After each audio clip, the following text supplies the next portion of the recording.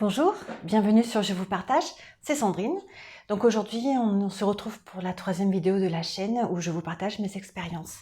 Alors, je vais battre directement les cartes. Vous savez maintenant, pour ceux qui regardent la vidéo, que je travaille avec l'oracle de la triade pour prendre une carte et trouver un sujet de conversation qui me ramènerait à mon expérience. Je bats les cartes et on va voir le sujet du jour.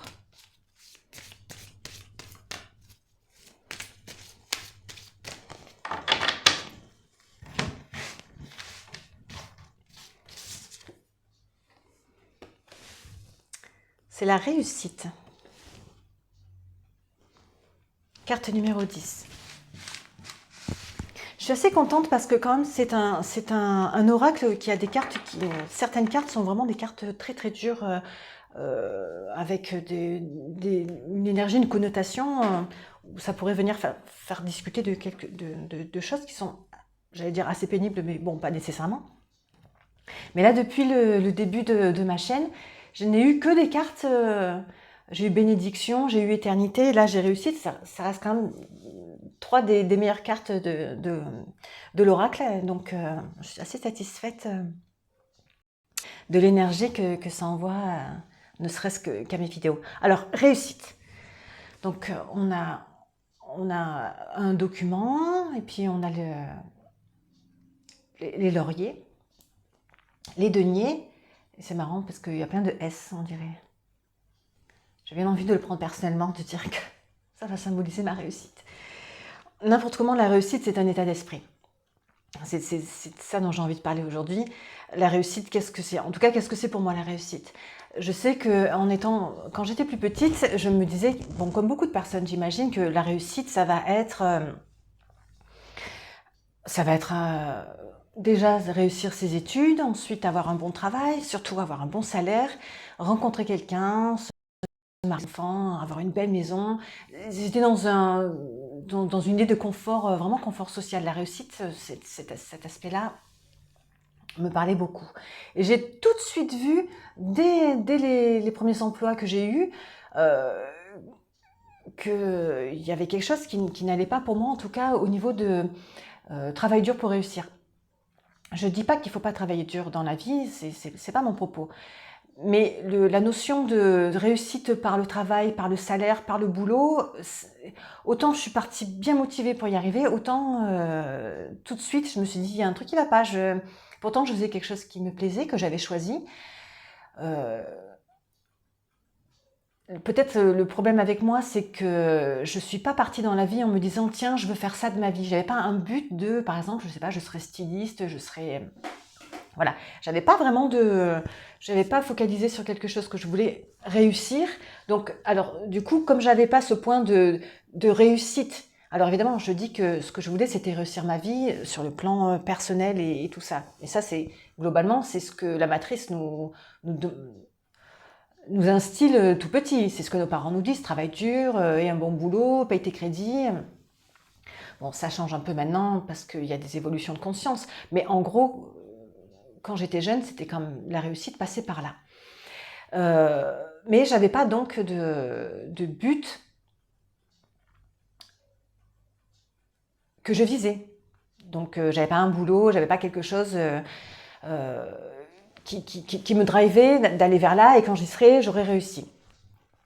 Et ça a été un peu tout au long de ma vie, ça a été ça. C'est-à-dire que moi, en tant que Sagittaire, j'ai pas un truc et je le vois, j'y vais. Je suis ouverte à toutes les expériences. Et du coup, j'ai eu peut-être par décennie, des buts. Voilà, des buts, mais qui n'étaient pas des buts sur une vie. C'est pas quand j'aurai fait ça, tout ira bien. C'était, tiens, j'aimerais bien faire ça, je me donne les moyens, j'y vais. Une fois que je l'ai fait, je regarde et je me dis, oh là là, c'est bon. En fait, je pensais que quand j'aurais réussi ça, ça se passerait bien. Mais en fait, j'avais toujours cette notion de, tu vois, tu veux y aller, tu fais tout ce qu'il faut pour y aller. Une fois que tu y es, que tu as tout ce que tu voulais, tu observes et tu te dis, mais qu'est-ce que... Mince, c'est pas si flambant que ça en fait. Et donc, du coup, très vite, vers la vingtaine, j'ai commencé à réaliser que, mince, alors, quand on a des buts ou quand on a des idéaux, et qu'on met tout en place pour y arriver et qu'on y arrive, ben, quand on arrive à l'endroit à destination, le plaisir ou la satisfaction ou le bonheur, la joie, hein, souvent ne dure pas longtemps. Ça dure pas longtemps parce que, en fait, la projection de ce que ça allait être était tellement intense, me guidait tellement, me faisait tellement rêver, quelque part me portait tellement qu'en fait, c'était plus le trajet jusqu'à l'endroit que l'arrivée. Une fois que j'étais arrivée, c'est comme tu arrives en haut d'une montagne, et ben une fois que tu es en haut de la montagne, il y a une autre montagne derrière. Ah bon? Alors que tu as galéré quand même pour arriver jusqu'à ta montagne. Et du coup, au fur et à mesure des années, des expériences passant, je vous l'ai déjà dit, par exemple, par rapport à ma vie de couple, où je suis maman, tout ça, je pensais vraiment que réussir, par exemple, ma vie de famille, voilà, petite, réussir ma vie de famille, c'était pour moi essentiel. De par l'exemple que j'ai eu autour de moi, des familles qui n'étaient, je ne veux pas dire que c'est des familles qui n'étaient pas heureuses, mais moi je me disais, bon, ce schéma-là, je ne le reproduirai pas. Alors je ne l'ai pas reproduit dans le sens où je n'ai pas été la personne que je ne voulais pas être dans un certain sens, mais j'ai quand même pas réussi à construire une famille avec un chéri, passer ma vie à côté de lui, élever des enfants, faire des choses ensemble. Voilà, tout ce côté-là, je l'ai pas vécu. Je l'ai pas vécu comme ça. J'ai vécu complètement différemment. Alors pour le coup, absolument différemment de tous les exemples que j'ai eus de famille autour de moi, que ce soit mes parents, mes grands-parents, mes tantes, cousins, cousines. Je n'ai aucun exemple de parents qui ont été maman solo ou papa solo, à part une de mes sœurs jumelles. Donc voilà, ça c'était pour moi en fait un exemple de quelque chose auquel j'aspirais, et en fait ça s'est pas du tout passé comme ça, et la façon dont ça s'est passé ne correspondait pas à mon idée de la réussite du cocon familial, et pourtant ce que j'ai fait, la façon dont j'ai vécu ma maternité, ou en tout cas comment j'ai vécu moi en tant que mère, d'élever mon enfant et d'avoir une grande part de responsabilité seule. Ça, c'était quelque chose qui me faisait peur, et je suis contente parce que j'ai le sentiment là de l'avoir réussi. Donc, pour en revenir à quoi? Pour en revenir à cette notion de réussite, où la réussite, c'est pas, ne réside pas dans l'accomplissement d'une chose telle qu'on l'a projetée, mais dans la réalisation et le dépassement de soi à faire ce qu'on craignait peut-être justement de faire, c'est-à-dire du coup vivre absolument tout le contraire du rêve. Pas forcément le vivre mal, mais on a souvent des projections de ce que l'on veut que les choses soient, et la vie nous les propose très souvent à l'opposé de ce qu'on aurait souhaité. Alors, qu'est-ce que c'est qui souhaite et qu'est-ce que c'est qui reçoit? Pour moi, je pense que voilà, le mental, je ne veux pas dire que ce soit l'ego, mais notre âme, ce que j'ai compris en tout cas, c'est que notre âme nous fait vivre des expériences, et d'un certain côté, elle s'en fiche que notre ego le prenne comme quelque chose de positif ou quelque chose de négatif. L'âme, il n'y a pas de positif, pas de négatif. Il y a une expérience, un vécu. Comment tu en sors? Est-ce que tu l'as bien vécu? Est-ce que tu es content de toi? Est-ce que tu as grandi par rapport à cette expérience? C'est toujours pareil. Pour moi, le but ultime de l'incarnation, c'est l'épanouissement et la possibilité de l'âme de faire une expérience qui la fasse évoluer. Donc, en ce sens-là, tout ce que l'on reçoit, toutes les expériences que l'on reçoit sont des cadeaux. Alors, évidemment, on avait déjà parlé de ça, il y a des leviers d'évolution qui ne sont pas faciles. La maladie, la séparation, les difficultés, la guerre pour ceux qui la vivent actuellement, tout ça, évidemment, ce ne sont pas des leviers d'évolution qui sont agréables à vivre. Alors, qu'est-ce qu'on peut faire quand on est dans cette situation-là? C'est toujours la même chose, c'est-à-dire que le pouvoir que l'on a et qui est nôtre et que personne ne peut nous enlever, c'est notre manière de voir les choses. Et le pouvoir qui est à l'intérieur de nous, aucun événement extérieur ne peut nous l'enlever.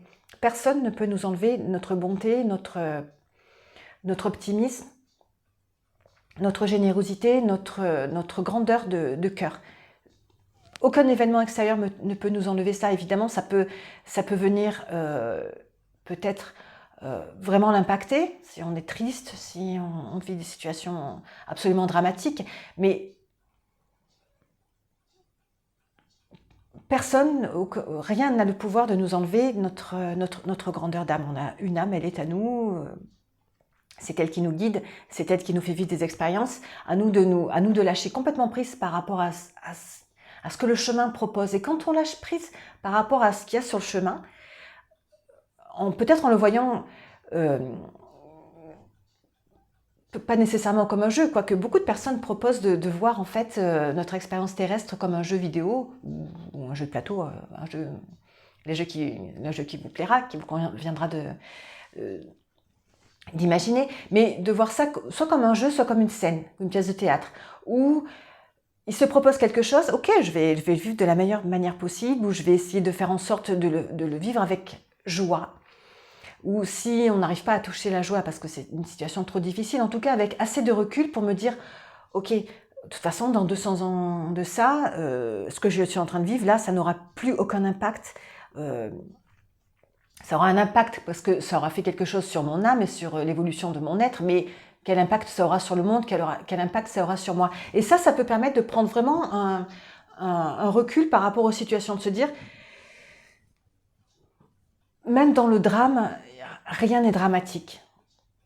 L'ego a tendance à monter en dramatique certaines situations où si on arrive à prendre du recul, à se dire, ok, est-ce que à l'échelle de l'éternité de la vie de mon âme, est-ce que ça, vraiment, ça vaut la peine que je me mette dans un état pareil? Et souvent, avoir ce recul-là, ce recul d'immensité et d'éternité par rapport à notre incarnation, ça nous aide à mieux vivre les situations. C'est le petit conseil de Sandy du jour, mais je vous en avais déjà parlé la semaine dernière, il me semble. Voilà, donc la réussite, c'est, pour en terminer avec cette idée-là, moi je considère avoir réussi ma vie, dans la mesure où j'ai, en tout cas réussi ma vie jusqu'à présent. Et c'est pas terminé, j'ai des projets, il y a plein de choses que j'ai envie de mettre en place. Et il y a beaucoup de choses que je procrastine parce qu'il y a une part de moi qui se dit, est-ce que tu en es capable? Est-ce que tu auras l'énergie? Est-ce que tu auras les moyens? Ça, c'est toujours le truc qui freine. On est dans un monde matériel. Est-ce que tu auras les moyens? Je me rends compte que j'ai 48 ans. Pour l'instant, j'ai eu les moyens de faire tout ce que j'avais envie de faire. Alors, il n'y a pas de raison que je me dise que la suite ne sera pas favorable, même si c'est une période qui est assez difficile. Je garde quand même cet espoir que ce que l'on a là, ou plutôt ce que l'on a là, se matérialise dans la mesure où on le garde encore une fois en tête, mais aussi dans le cœur.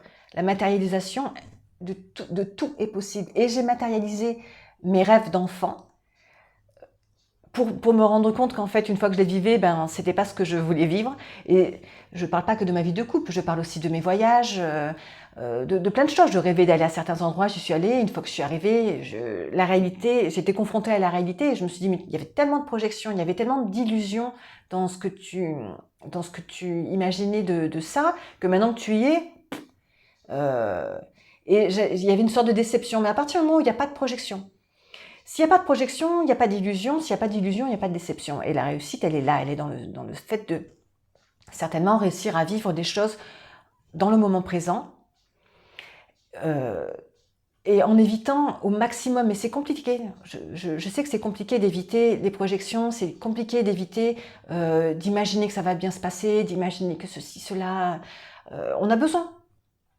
Je pense qu'on a vraiment besoin, en tout cas moi j'ai besoin, quand je pense à une situation du futur, j'ai besoin de l'imaginer dans les moindres détails et de la ressentir positive, juste pour en fait, dans mon atelier créatif, la voir et me dire ok, c'est ça que je veux.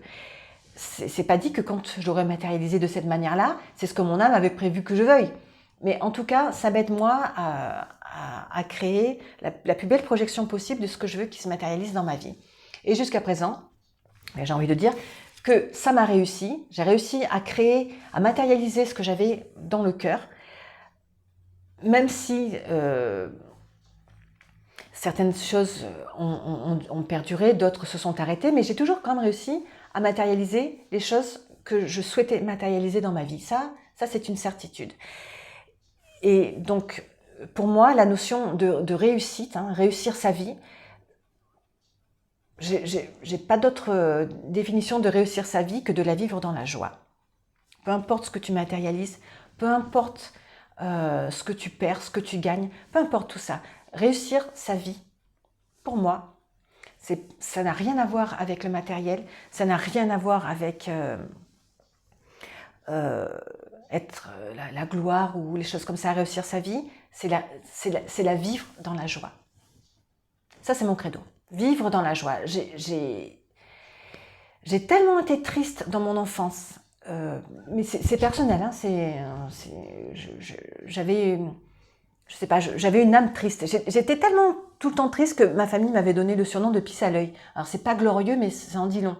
Je pleurais tout le temps pour tout me toucher. Je trouvais ce monde mais terrible. Et j'ai réussi vraiment maintenant à voir la joie dans chaque chose. Et ça c'est ma réussite. Ça c'est personnel. Ça c'est ma vision de la chose à laquelle je pensais que la chose que je pensais ne pas pouvoir réussir quand j'étais enfant et que j'ai réussi maintenant étant adulte et en traversant ce que j'ai traversé. Le sourire, évidemment, c'est pas tous les jours et c'est quelque chose qu'il faut travailler à garder, mais travailler sa joie intérieure, ça c'est la réussite. Voilà les amis, c'était mon petit discours du jour. Je suis bien contente de voir que certaines personnes regardent la vidéo. Évidemment, si le cœur vous en dit, abonnez-vous. Plus il y a de personnes qui sont abonnées, plus peut-être la chaîne est visible. En tout cas, je vous fais des gros bisous. Je vous dis à très bientôt.